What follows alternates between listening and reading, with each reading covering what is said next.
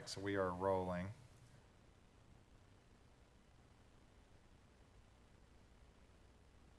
Give everybody a chance to get settled. Everybody good? I don't know, I'm a little. My copy is the most recent Yes, agenda. it is.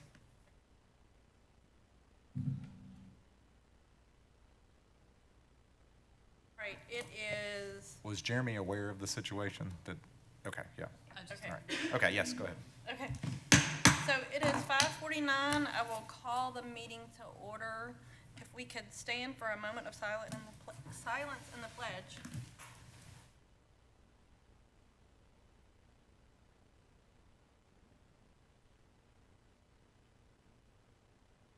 Face flag. Allegiance to the flag of the United States of America and to the republic for which it stands, one nation, under God, indivisible, with liberty and justice for all. And just for anyone out there in the public, we are having a little bit of technical difficulty with some of the links to our agenda and things, so we will be sharing and possibly passing some information around, like our agendas and things like that, so we can see what we need to see for the meeting, just for the public's notification out there. If you would, please call the roll. Chairman Floyd, Vice Chair Harrison, Present. Deborah Thomas, Present. Jeremy Burnett, Here. Michelle Childs, Here. and Superintendent Horrell. Here. We do have a quorum, and since this is our only meeting and it is a business meeting, we will go through the agenda. Mr. Superintendent, if you will lead us through the agenda. I will do it. The first item on the agenda is the opportunity for public comment. Hearing none, next item. Next item is the report section, starting with the TLN representative update. The General Assembly is not in session. I have no update, but we will be talking about a resolution later in the meeting.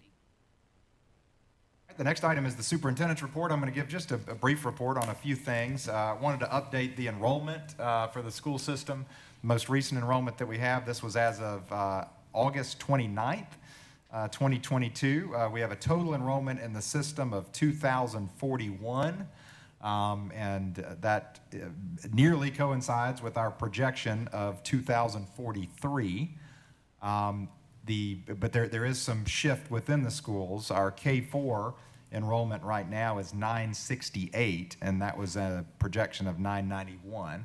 So we're below projection at the elementary school, but above projection at Lakeland Prep. Our current enrollment is 1073, and the projection was 1052. So that kind of washed each other, and we wound up with that actual system-wide enrollment that was close to projection, as I mentioned. Probably, again, the most notable thing is the kindergarten class of 160, which is the smallest class size that we have right now in the school system. I was telling someone earlier, when we started the school system, Lakeland school system in 14-15, the average class size was about 180, and then it kind of went up into 210, 220, and now with these smaller kindergarten classes, it'll be interesting to see over the next couple of years which direction that goes.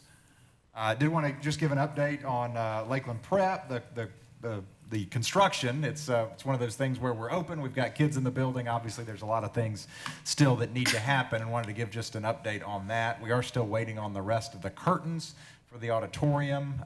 There were some audio components that were delayed by supply chain issues. I did see some installation of that happening today.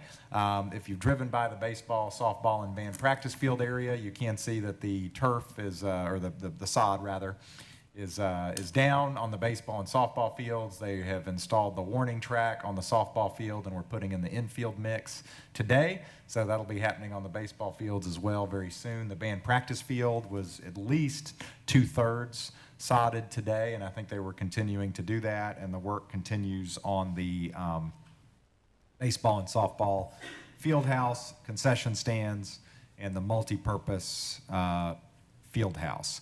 The football boosters are moving this week into the home field concession stands, and the band boosters are moving into the visitor side concession stands, so there's a lot of progress being made there.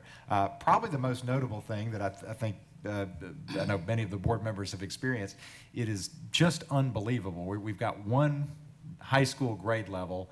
And after school, every day, wherever you go, those spaces are being utilized, and it's just unbelievable. You can see, football practice happening, and you can hear the dance team practicing in one room, and the band is working on their halftime routine in the multi-purpose room, and theater auditions are going on, and there's a volleyball game, and sometimes in both of the gyms, and they're going to have open gym soon for basketball, and it just really, we've spent a lot of time talking about the nuts and bolts of building a school and what it takes to build a school, and financially and construction-wise, and the things that happen, but just seeing these kids use these spaces every single day, and that's in addition, obviously, to the great academic work that's happening every time you walk around the building. It's just really unbelievable. So it's just an amazing thing to see. So lots of things happening. We have had a lot of improvements, as we tend to, with the bus situation. I think we're, after the initial concern that maybe the 45 minutes wouldn't work, we still do have days where it doesn't. On those days, many times, it wouldn't have worked if it was an hour between the start times. So I think that has smoothed out quite a bit. We're looking for it to continue to improve. From a staffing perspective, we do have some positions still open. Still looking for some part-time custodians for Lakeland Prep. Although the building is getting cleaned, the additional team members that we've added are doing a terrific job. Got some great folks overall. Still have at least one school nutrition worker that we're looking for. We're losing our great school nurse at Lakeland Elementary School, so if anybody's listening and is interested in serving the school in that way, and then a couple of ed assistant positions. But for the most part, we're staffed in a really good place, and particularly with the instructional positions. So definitely, as always, a lot going on, but certainly if anybody has any questions, let me know. None? Do the financial. I am. I'm going to just take a wanted break to check. there. Yeah, the financial summary I would have said is posted online, but as Vice Chair Harrison mentioned, we are having some issues with the website, and that link in particular is not working. But I know the board has had a chance to review it, and I'll certainly take any questions. Everything is as it should be for the start of the year. There's not anything that jumped out on my review of the financial summary that is tracking anything other than how it should be. Are there any questions for the superintendent regarding his report or the financial summary? Hearing none, next item. Next item is the approval of the agenda. Is there anything any board member would like to remove from the agenda? Hearing none, I have one actually that I would like to ask that we find it. The protected reading list, item number 6. I would like to ask that we remove it from the agenda and table it till next meeting. Motion. Have a motion and the second. All in favor? Aye. Any opposed? Motion passes, so this item will be tabled until our, writing it down, October agenda. Making myself notes as Yep. I go.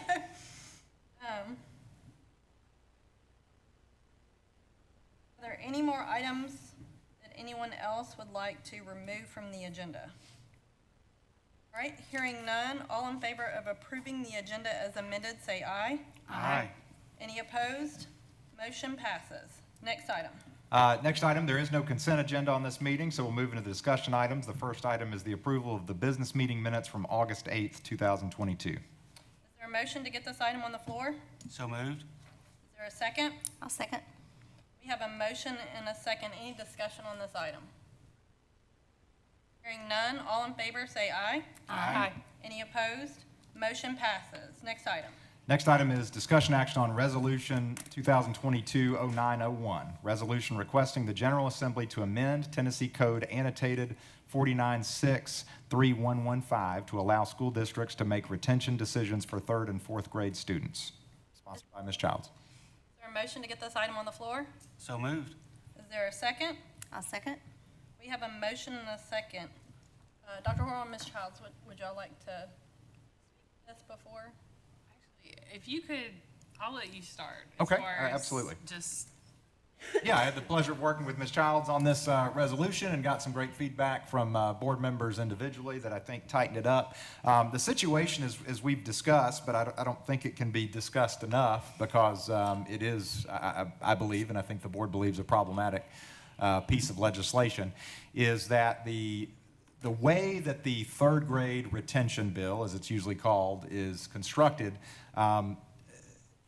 requires, it doesn't suggest, doesn't shift in that direction. It requires that decisions on retention for third graders be based on a single piece of data, and that is the ELA Tcap. I think the very well-intentioned legislators were trying to address what they perceive as an issue with literacy among third graders, and I think there is an issue in Tennessee with literacy among third graders.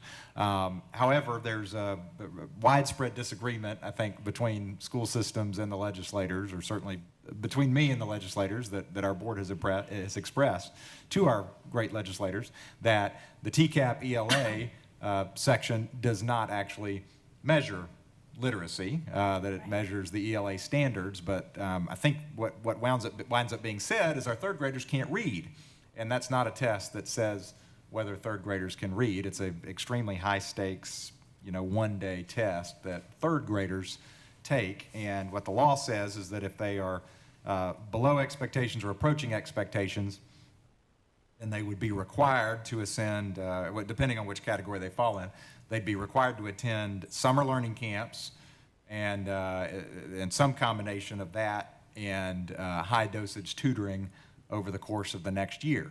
And then after the fourth grade year, if they don't perform well, that's assuming they do those things, on the fourth grade Tcap, then they would then be retained. If a parent were to say, we can't or won't do summer learning camp, then they would be retained immediately. And again, it puts a lot of pressure on the child and puts a lot of emphasis on this one test. And as the resolution notes, many states that have similar laws to this do allow school systems to use other data points, like our benchmark testing over the course of the year that we do, or in fact, there are a number of data points that would determine whether or not a student can read. And in fact, there are literacy tests that measure whether a student can read. I'm going to give an example I don't mind sharing, and this is the case of my own son, who is in third grade this year, and I will tell you that he is a very, very prolific reader. Now, he reads what he wants, but he reads a lot and can read just about anything and make sense of it, but he does not have a great attention span, and he gave up on the tests that he took in the second grade. Now, those were the second grade tests, but every day we got a message from the teacher during Tcap that said, your son needs to try harder, he's giving up, he's finishing before everybody else. He was approaching on the Tcap second grade test. He took the STAR reading test this year in third grade, and he is in the 93rd percentile for reading among all third graders in the state. He reads at a fifth grade level. So the question becomes, did his achievement on that Tcap test really determine that he can't read? We know it didn't, but that's the situation that a lot of students are going to be put in. Now, do we have work to do with our young man on trying harder on the test? Yes, we do. But does that test mean that he can't read? No, it doesn't.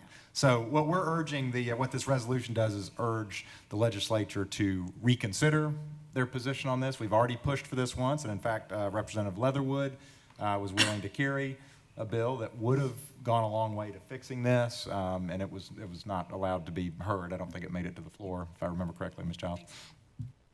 And we are also requesting that somehow, through legislation, the state require the Department of Education, through their testing vendor, to give us the results of those tests in a much timelier manner than we get them now. Because the other situation is just one of logistics and planning. Typically, we don't get those results that determine whether or not a child is below or approaching expectations until late June or mid-June in a best case scenario. Well, these are parents that need to make decisions about what's going on with their kids that summer. So there are also some logistical challenges there. So I think it's a good resolution. A number of school districts have passed these as well, and I'll let Ms. Childs speak to it as well if you'd like. Well, one thing, if you could, before I speak a little bit more on this, but could you explain, if we have any parents that watch or look at this later, like an example for those of us not educators on the difference between the Tcap ELA type question and an actual literacy assessment type question, just so people can understand, like, why are we concerned? I mean, yeah, the one-day testing, that is concerning, but why this particular test is what we would prefer to look at. Sure. Yeah, so the Tcap test, as we said, is based on standards. So it's not just purely reading, can you read the words and can you comprehend them, but there are more components than that. So it has to do with the mechanics of grammar. It has to do with, critical thinking analysis of the author's intent. It has to do with identifying the multiple parts that make up a paragraph, for example. And I don't have the specific third grade standards, but Main idea. who's the main idea? Who's the Character who is this traits, about? right. Yeah, those kind of things. What's the setting? Kind of things like that. Again, which don't necessarily mean that you can't read for comprehension. And I think when people talk about the crisis of reading, there's a lot of research that says if a student can't read on grade level by third grade, then it's predictive of whether or not they're going to graduate from high school, for example, and a number of things that I think are correct correlations, but that's not the type of reading that those types of studies are talking about, because what they're saying is if you can't read at a third grade level, then not only can you not do your English class, you don't even have a shot at your English classes, but you probably can't do math because you're going to deal with word problems, and you're not going to be able to do science and social studies, certainly. But the standards that are being measured, you could read and comprehend and not have a sense of how to describe the setting or I guess they don't say protagonist probably in third grade, but those kind of things. Who's the main character, which doesn't mean that you can't read, because what they're going to go back and try to get you doing these summer learning camps is all the way back to phonetics and kind of identifying, the things that cause you to translate words into thoughts. Yeah, so one of the concerns and one of the criticisms of this bill, besides what all of the pieces Dr. Hoyle spoke about, the specific test, but also that if a child is literate and is doing well, and then they just score poorly on this one test and they're held back, there's a whole lot of research too that when you unnecessarily hold a child back, that can also be detrimental to their education as well. And so one of the things, again, this was advocated for and tried last year, as Dr. Hoyle said, and it failed. So we're trying again, hoping that this time that it will be heard, because it is up to 2/3 of Tennessee third graders that are at risk of being held back. But the other piece is that if the legislature decides to keep the law as it is, just on a practical matter, we just think it's not fair, or I think it's not fair to parents to not be told by May if they need to change all their summer plans for their children, their third grade student, to spend 4 weeks in summer learning. So that's the other piece of it, is that in the event that they keep this law as is, that they would consider that. And so if this passes, I would like to have us consider submitting it to TSBA for a resolution that can be voted on there, so that we'll have even more advocacy toward that. I mean, there's certainly a lot of will across the state with school districts and superintendents wanting to have some kind of change put forward with this. So we won't be the only ones submitting one, but like I said, in the unlikely, or in the event the law doesn't change, then at least we could get a deadline of hopefully that would pass. So. More discussion on this item. I just want to thank Ms. Childs for spearheading this, for your leadership on this again, not letting it go, not letting us forget about it. It's incredibly important. When we say 2/3 of third graders in Tennessee, that's significant. That would probably be a lower percent for Lakeland school system, but still would be a significant number of students. Anytime there's a data point that we're making a decision about a student's future, and it's based on one test, one day, that's a bad decision. And I'll agree with Dr. Horrell that the legislators had the right intent in mind, but the execution is where it failed miserably. Having been in the room virtually where we had conversations with some of those legislators, they need to hear that, they need to know that, they need to hear it again from the entirety of the city. So having a resolution that we can support is incredibly important. Sorry, talking through this thing again is irritating me. And I'll also add, in higher education, we're moving away from this model. In higher education, for years, we've decided on students' placement and admissions based on ACT scores and ACT subscores. In higher education in Tennessee, we've moved to using multiple measures, multiple data points, for that very reason that those are bad judgments, and we're seeing success in that model. So it's a model that works. Anyone who's been in higher education or in education in general for years knows that you don't make decisions on a single data point. Thank you again, Ms. Childs, appreciate it. So this would be, this resolution, or whichever one TSBA decided to adopt, would be part of the delegate assembly in November, right? So when is the soonest that the legislature could take this up? Be when they resume. January. Yeah. January? Yeah, I don't see them calling a special session, so it'll be. This turns out to be that they don't carry, that no one carries, and we still have to enforce the law as it's currently written. I'd like for us to look at ways to prepare parents for what might be coming and, Well, I will note that that's already happening. Okay. We have sent home letters to third grade parents. It was part of curriculum night. Okay. Our staff met with the third grade team to try to give them some tools to respond to those questions. We have gotten some feedback. We have we've directed parents with questions to contact Ms. DeLoso. So there's a number of communications that have gone out. We are absolutely moving forward under the assumption that this will be the law. okay. Yep. I have a question about the logistics of that. So I know you said third graders, but then I know you talked about in the current law that if you perform however in third grade, but you have fourth grade and you still don't do as well or whatever as you need to, so will it affect our current fourth graders or just our No. current? Okay, so it's Just the current third graders. That's And- right. Yep. Okay. Yep. Great question. Thank you.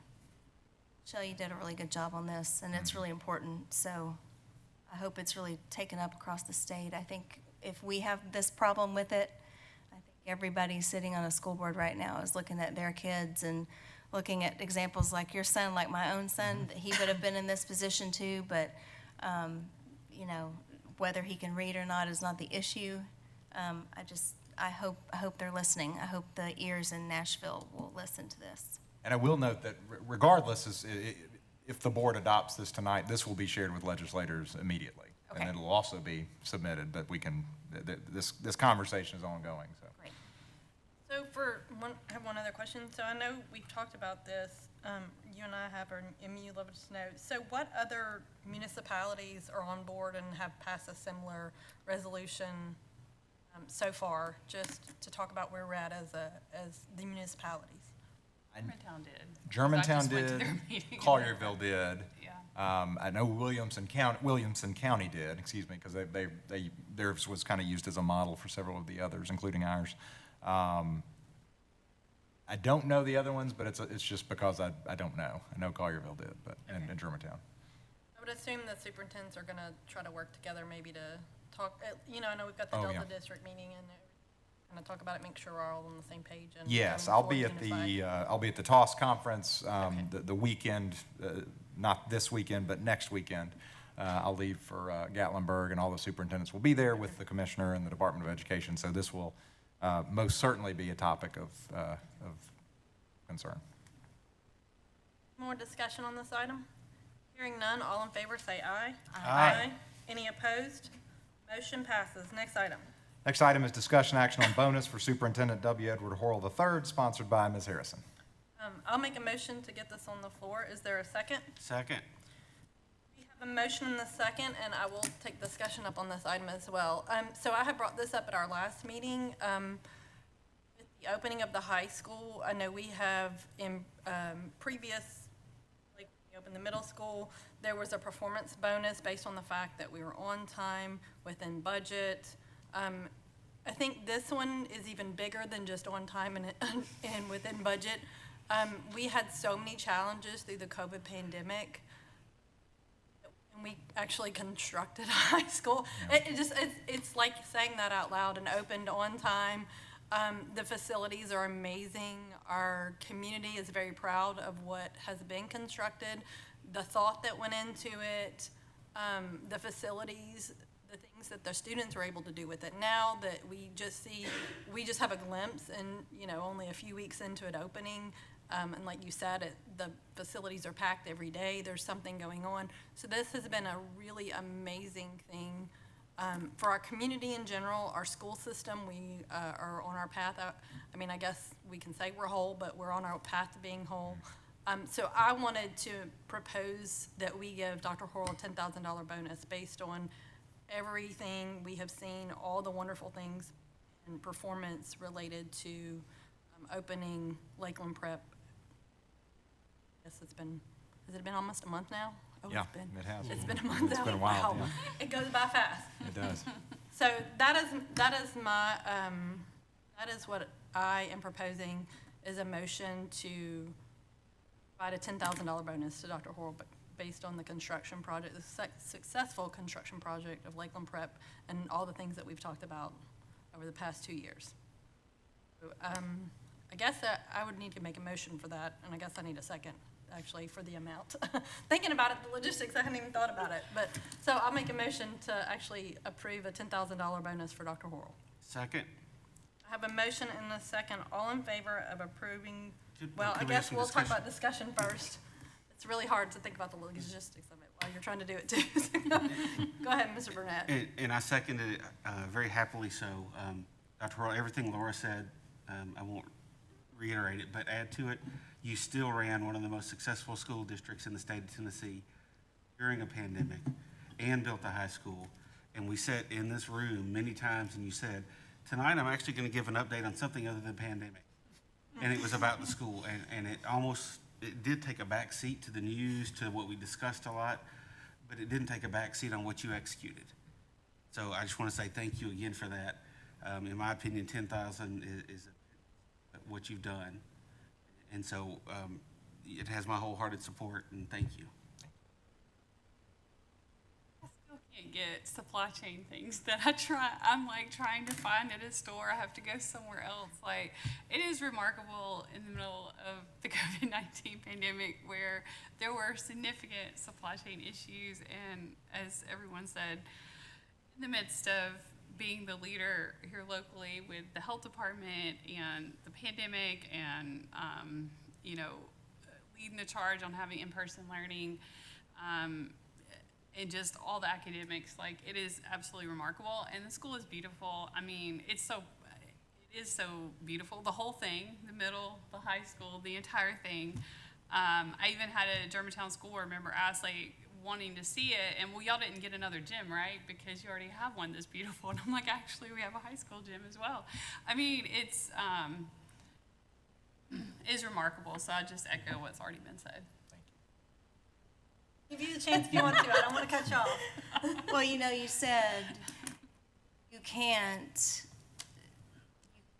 not hit the day that you need the school to be open, because you've got 180 some odd kids who need it to be open. But I think the thing that makes me the proudest is what you already mentioned. You can walk over there, you can walk around, and you see we have 180 freshmen. We don't have a full complement of 4 grades in the high school wing yet. We have 180 kids, and they are involved in these diverse opportunities that these new teachers and these existing teachers have taken on and said, I'll do that, let me handle that, I'll sponsor this, hey, I'll coach that group of kids. And I think all that speaks to your leadership too, because it is like a puzzle, putting it all together and making it happen on time, and being, what's the word, persnickety about, no, it's not right, and this is what it's supposed to be. And so, like the bleachers, the color wasn't right, and so we're going to make it right. And I appreciate that you have your finger on all that stuff, and that you know, and because you worry about it, we don't have to. And so any gray hairs that you've gotten over putting the high school wing together and making sure it opened on time, I hope that you see how much all that's appreciated, not just by us, but by every Lakeland Lion out there right now. The discussion, I don't want to keep anybody. Sorry, I didn't mean to cut anybody off. My apologies. Just thinking through. You didn't. So the motion that is on the floor is a bonus of $10,000 for Dr. Horrell. All in favor, say aye. Aye. Any opposed? Motion passes. Next item. Ms. Harrison, one Yes. quick question if I could.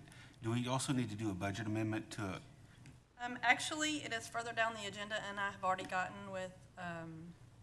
Rosales to get it included, and we were going to amend from the floor depending on the amount that it was. Okay. It's already presented with that amount, but Okay. if there was any change in the amount, I had gotten with Ms. Rosales to take care of that. thank you, ma'am. Yes. Right. Go ahead, next item. My apologies. Well, and let me say thank you to the board again for your support. That means a lot to me. I appreciate it. It's a pleasure just a joy to work and serve in Lakeland, and again, to see the building come to fruition. So thank you very, very much.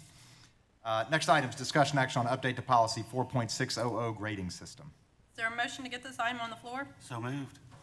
We have a motion. Is there a second? We have a motion and a second. Dr. Horrell, if you'd like to present on this? I will. We're going to thank Ms. Childs again for this catch. When we have made a number of amendments to the grading system policy over the last 2 or 3 years, but most in earnest with the COVID-19 pandemic and the changes to the exam exemption. There was actually a line that I think was inadvertently removed from that policy. I don't think it was the intention of the board, but I did want to bring it back to the board.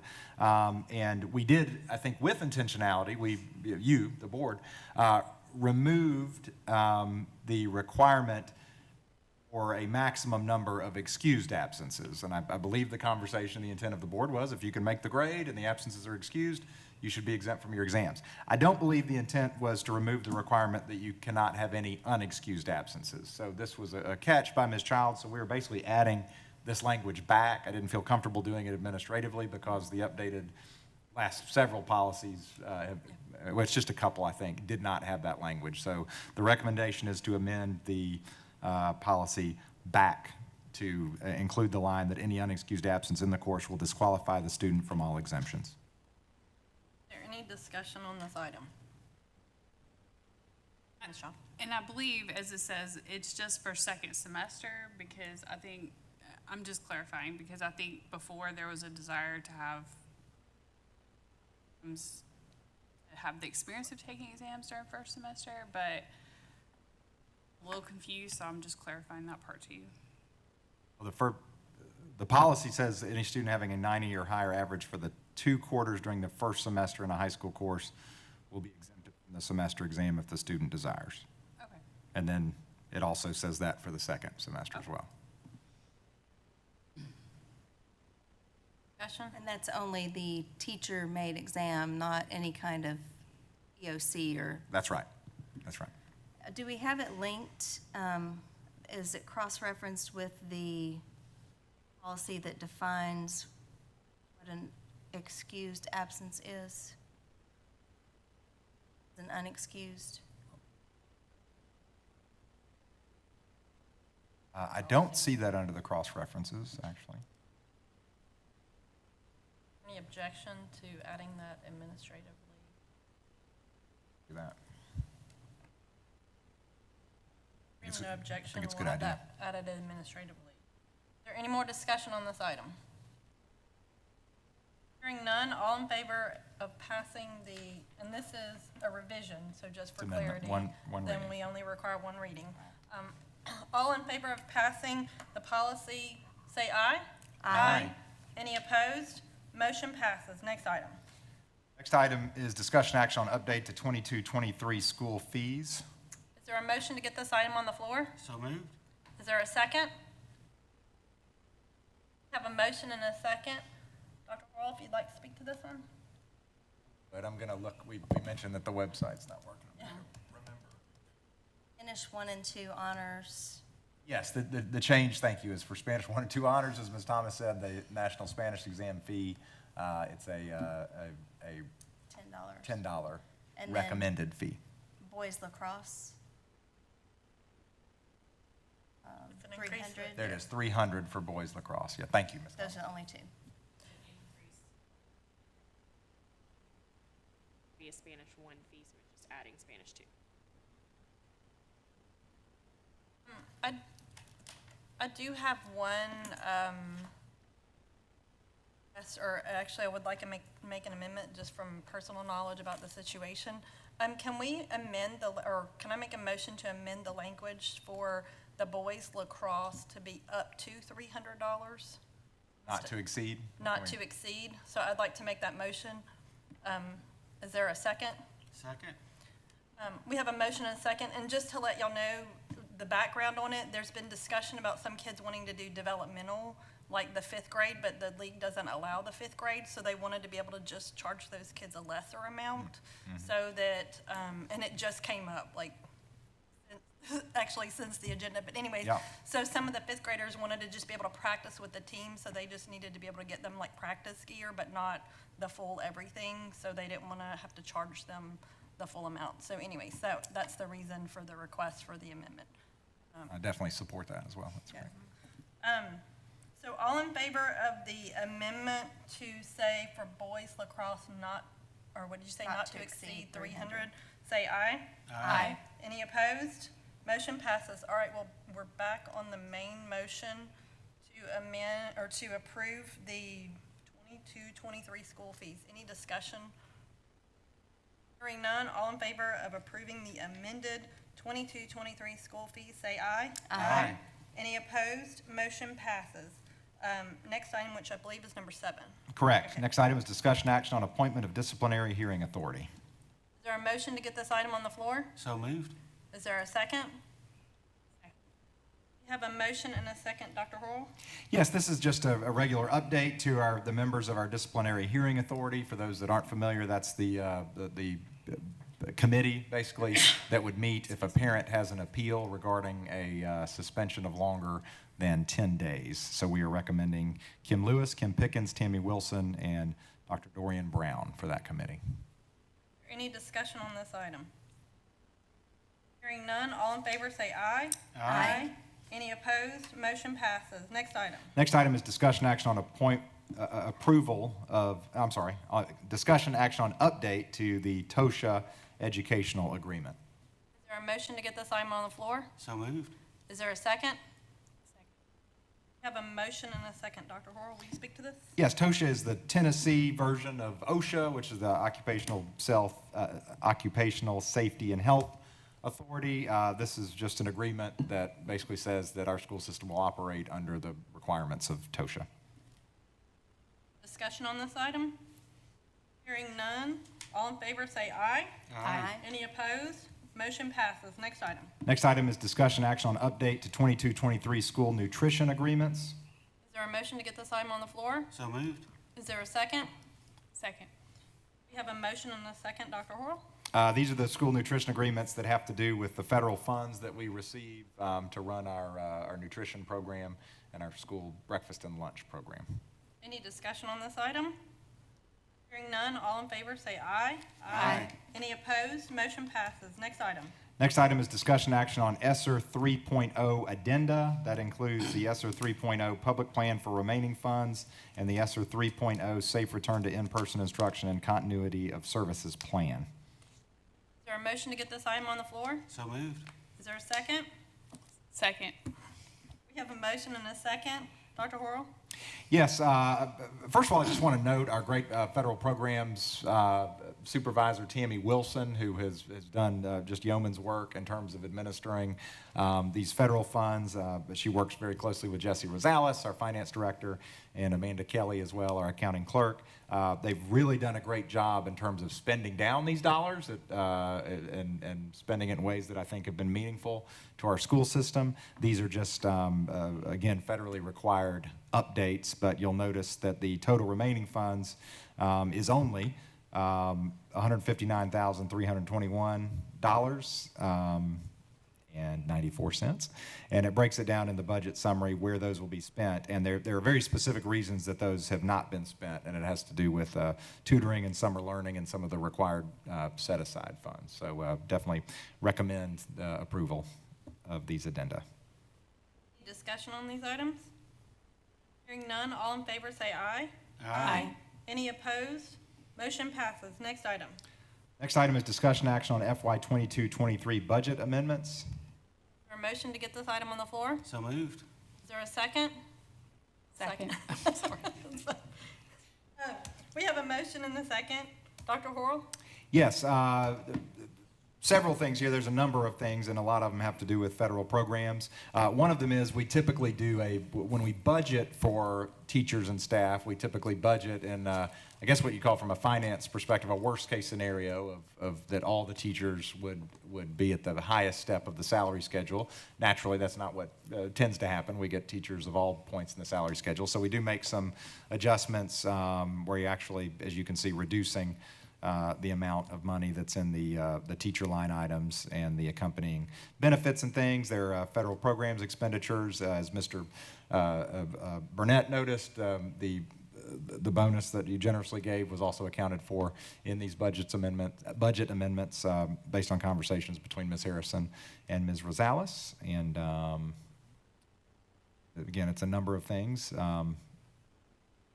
And there are some capital projects shoring up as well. Most of it, as usual, is federal programs changes. Discussion on this item? Hearing none, all in favor say aye. Aye. Any opposed?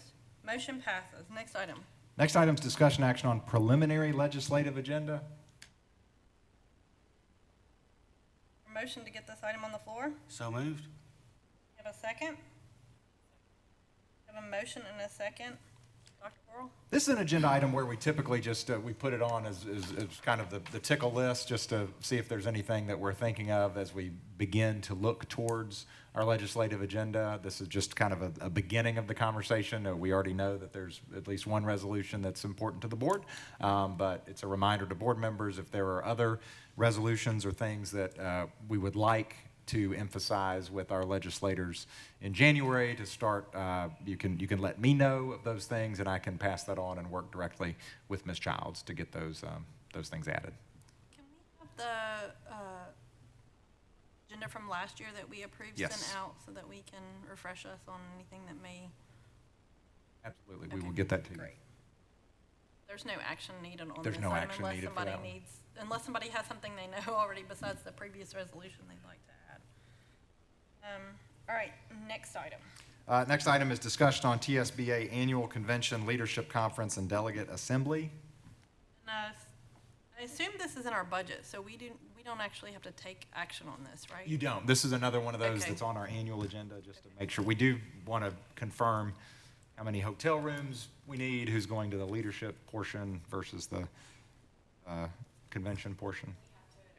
Confirm with the Gaylord by, I believe it's the 13th. So.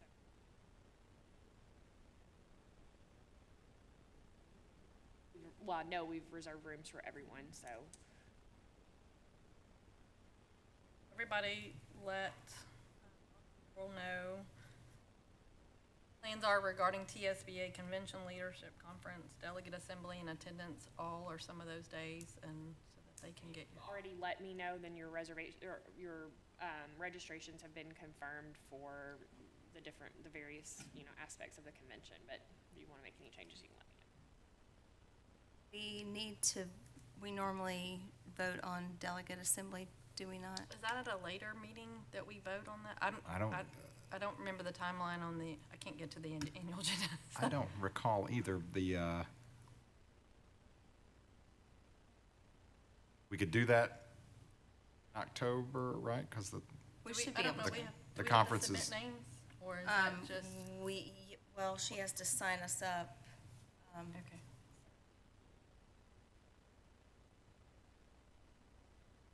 different one. That's Yeah. still in. Jessica, do you know the deadline on registering people for the delegate portion? On the spot. The TSBA website is working.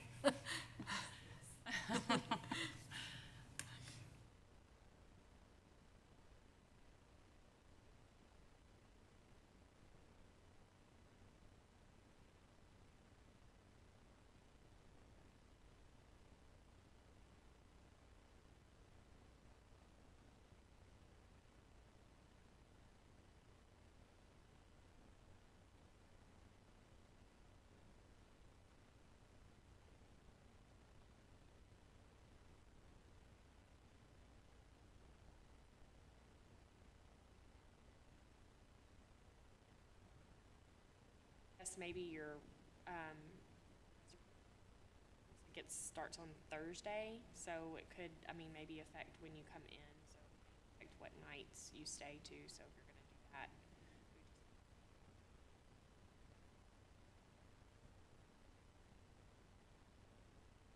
I did see that we did it in Conference. October last year. We did, Yeah. okay, we'll do, we can put that on the October agenda to appoint the delegates for the delegate assembly.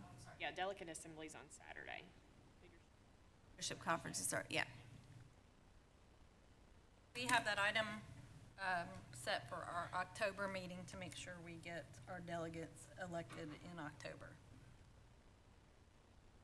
More discussion or questions on the annual convention or coordinating our travel information?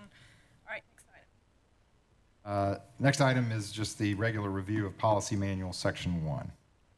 Is there any policy, as always, the board can do any policy at any point, but if there's any policy in section 1 that anybody on the board would like to bring forward or discuss or have added to any agenda for discussion?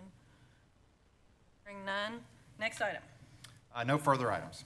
Is there any announcements? Ms. Thomas? One thing about the delegate assembly, we've always had 2 delegates, but the net enrollment of school districts, the next one up is 2,000 to 5,000, and we get 3. Oh. So, Good to know. just to let you know that we can have 3 delegates attend the assembly. Note for next. Are there any other announcements? All right, hearing none, is there a motion to adjourn? So moved. And I'll second. We have a motion and a second. All in favor, say aye. Aye. Any opposed? Motion passes. We are